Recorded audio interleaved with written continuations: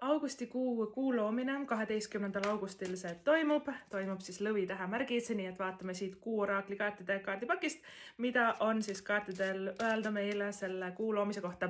Kui ma ei eksi, siis on toimumas ka päikesevarjutus. Kuu loomine tavaliselt on nagu selline seemned mulda ja alustab midagi uut, vaata sellised, et on nagu alustab kasvamise perioodi, aga ma olen kuulnud ka, et päikesevarjutus on just nagu vastupidine efekt nagu sellele, et see on just aeg, kus nagu puhastada midagi või lahti lasta.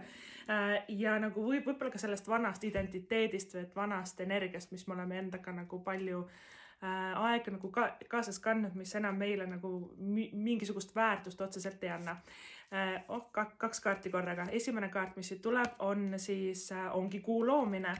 Kuu loomine tuleelemendis, selle kaardi nimi on siis energia kogumine, see on kaart number 8. Ehk siis kaart number 8 või number 8 tähendab siis edu rahaliselt, edu karjääris, tööalaselt. Ta on materiaalse külluse ja raha nagu number, aga number 8 on ka töö tegemine, ehk siis mida külvad, seda lõikad.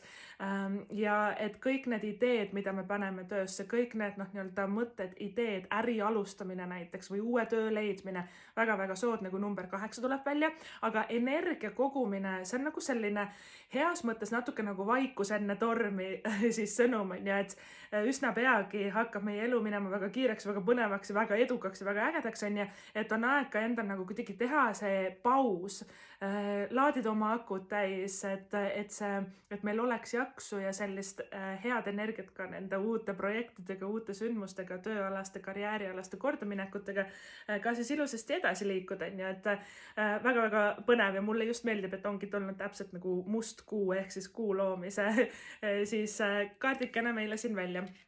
Ja millega koos ta siit hakkas tulema? Kaia, tema on maa energia, ehk Kaia ongi maa, viljakuse jumalanna ja maa energia, ehk siis ka samamoodi nagu siit see taim, väga nagu oluline sümbol, eks ole, et tema kõrval kasvab niimoodi, me paneme enda uute ideede, mõtete seemned mulda, enda unistuste elu, hakkame mõtlema välja, elama, eks ole. Materiaalset küllust on näha nendes mõlemas kaardis päris palju ja et ära karda võib-olla ka tööalaselt võtta rohkem unistada, rohkem endale tahta, rohkem endale võtta, et päris sellised ägedad nagu viljakad, edukad kaardid keskenduvad hetkel rohkem nagu töö ja rahaasjadele.